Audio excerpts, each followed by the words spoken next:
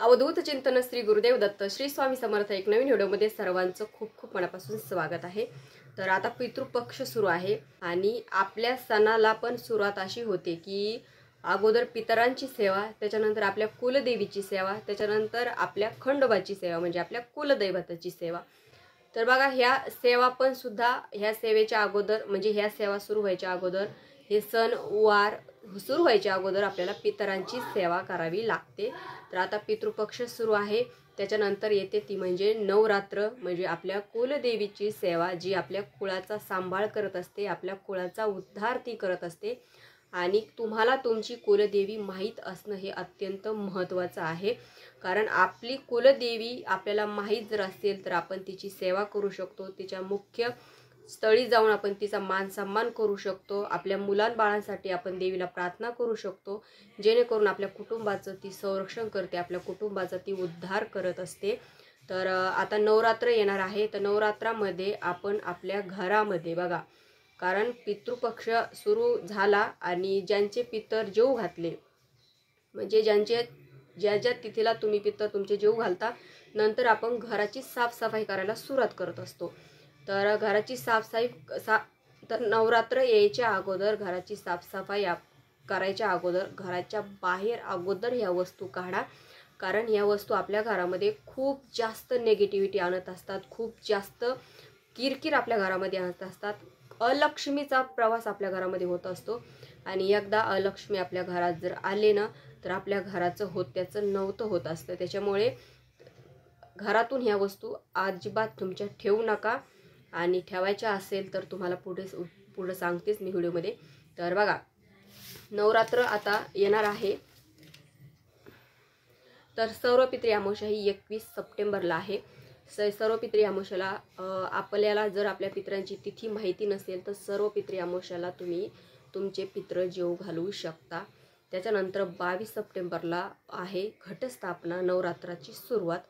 तर 22 तारखेला आपण घटस्थापना करतो, सर्वांनी आपल्या देवीची घटस्थापना करायची आहे, घरोघरी घटस्थापना करावी, माता भगवतीची जास्तीत जास्त सेवा करावी।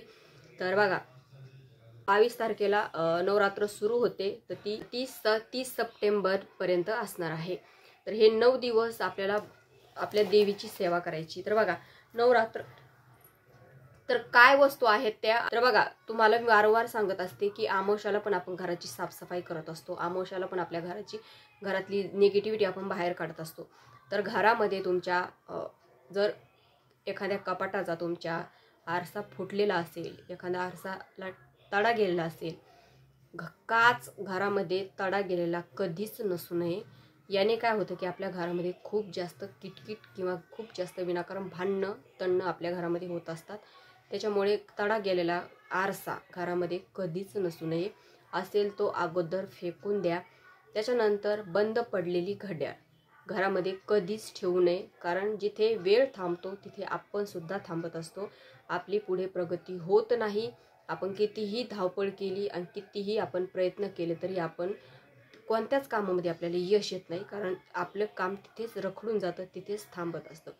जर बंद पडलेली घड्याळ असेल तर ती सुरू करा, त्याच्यामध्ये नवीन सेल टाका आणि ती चालू असू द्या, जरी तुम्ही यूज नसेल करत तरी चालू ठेवा, बंद घड्याळ ठेवू नका।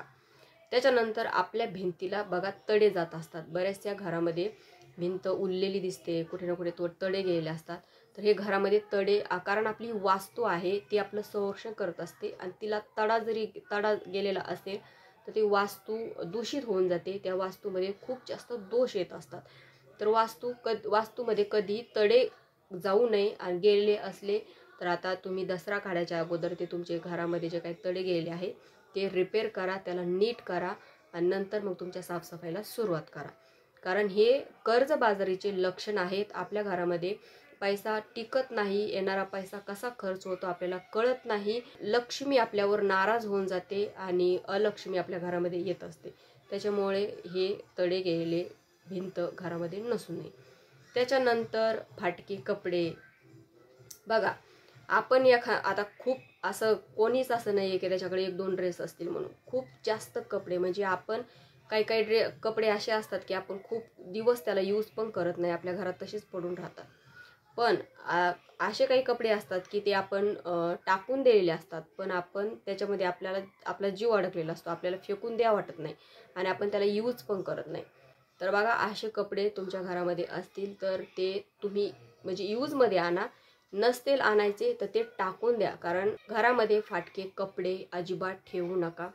त्याच्यानंतर तुटले फुटलेली भांडे. बघा, बऱ्याचशा महिलांना काय होतं की आता महिलांचा सगळा अर्धा जीव किचनमध्येच गुंतलेला असतो आणि कपाला बघा, आता कप आपले चहा प्यायचे कप जे असतात त्याला थोडंसं कुठे ना कुठे त्याला त्याच्या काठाला फुटलेला असतो, कुळा कप टिसलेला असतो आणि तरी आपण त्याला फेकून देत नाही, आपण त्याला यूजच करतो. त्याच्यानंतर भांडे, कुठं कोणाची दांडी तुटली आहे, कुठं भांडं टिसलेलं आहे किंवा एखाद्या पातेल्याचं वगैरे काठ उरलेला असतो, ताटाचा उरलेला असतो, तरी आपण ते यूज करतो. पण असे भांडे आपण घरामध्ये वापरू नये. ते असेल तर मोडीमध्ये टाकायचे आणि नवीन घेऊन यायचे. त्याच्यामुळे तुटले फुटलेले भांडे पण ठेवू नये. त्याच्यानंतर सर्व महिलांनी आपली जी काही स्टोरूम असते ती अगोदर चेक करायची. कारण काय होतं की आपल्या घरामध्ये एखादी वस्तू आपण यूज करत नाही, लगेच ती स्टोरूमवर टाकून देतो. टाकता एक टाकतो, 2 टाकतो आणि भरपूर सारा पसारा त्या रूममध्ये होऊन जातो आणि घराची जी काही पूर्ण निगेटिव्हिटी असते अशाच रूममध्ये साचलेली असते. त्याच्यामुळे ती स्टोरूम चेक करायची. त्याच्यामध्ये काही वस्तू असली तर त्या टाकून द्यायच्या, त्या अगोदर त्या काढून घ्यायच्या. त्याची अगोदर साफसफाईला सुरुवात करायची, नंतर बाकीच्या वस्तू आल्या. जाडी जळमटण नसू नये. त्याच्यानंतर घरामध्ये एकदम स्वच्छता असावी.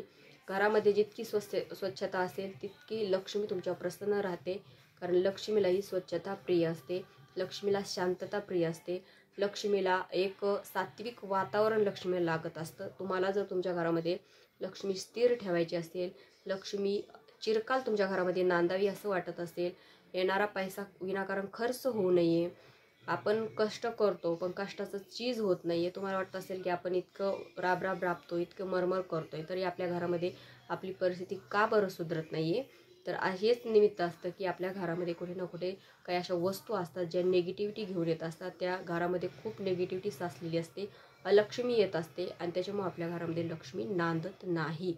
त्याच्यामुळे नवरात्र आता येणार आहे. नवरात्र यायच्या अगोदर तुमच्या घरातून ह्या वस्तू अगोदर बाहेर काढा. नंतर मग तुमच्या घराची साफसफाई करा आणि देवीची घटस्थापना सर्वांनी नक्की करा.